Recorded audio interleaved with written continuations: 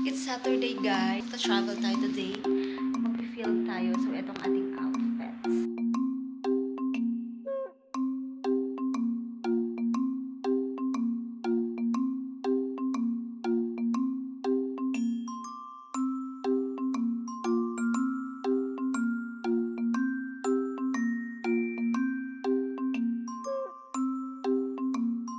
Anong barangay tayo pupunta? Lulugan. Uyugan? Lulugan. Lulugan? Yeah.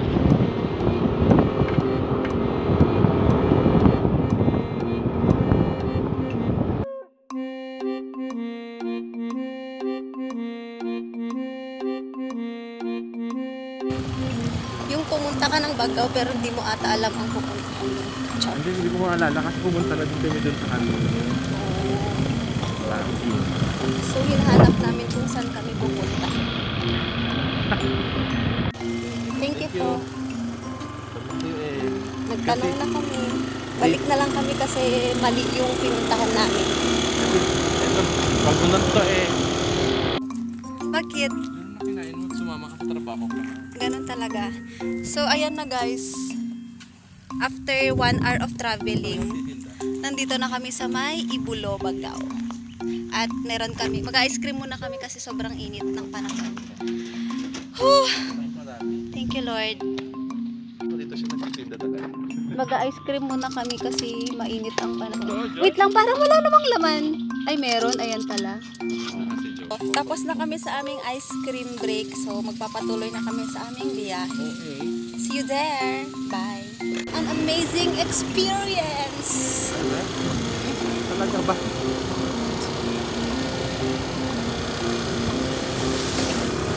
Namamahinga lang ako saglit. So, after 2 hours ng traveling from Tugigaraw, nakarating na kami dito sa may Bunugan, Bagao. And nakakapagod yung biyahe kasi motor lang kami. But then, it's okay. Worth it naman yung travel kasi very therapeutic yung mga nadaanan namin. So, nakakatanggal pagod siya. And today is Saturday, so sinamahan ko yung friend ko kasi kailangan natin ng extra income. Char.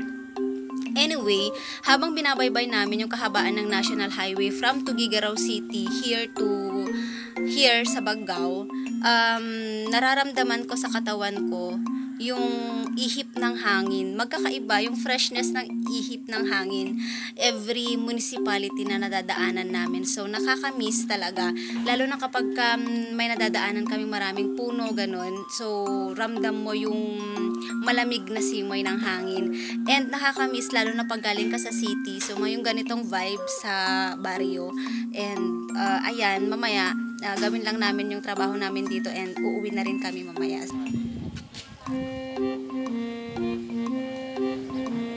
Uwi na tayo tapos ng ating trabaho. So, kailangan na natin isuot ang ating jacket para maprotektahan tayo sa init. So, buti na lang tumila na yung ulan kasi malakas ang ulan kanina dito. So, kasi naka-motor lang kami. Bye. After the rain.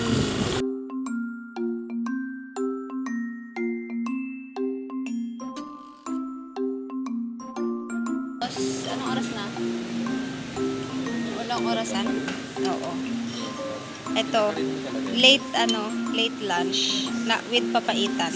It's already 9 p.m. and nakauwi na ako. Thank you Lord for this wonderful experience and salamat sa safe and sound na travel. Hindi na ako nakapag-video after ng late lunch namin around 3 p.m. sa may Alcala.